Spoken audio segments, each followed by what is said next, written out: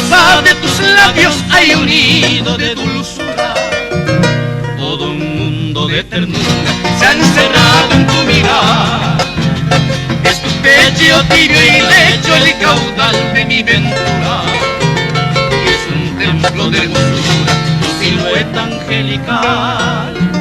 Muchachita tan graciosa, campesina paraguaya, eres tú la florcilaña de mi tierra guaraní. Es por eso que te nombro por doquiera que me vaya, y mis versos a sus playas lleva el aura tan gentil.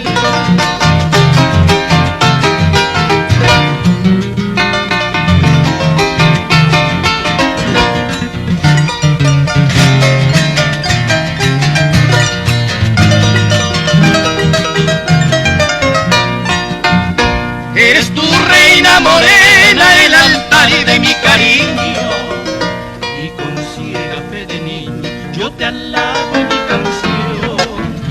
Tú la Isela virgencita que derrama en mi camino, como prenda del destino, el más tierno y casto amor.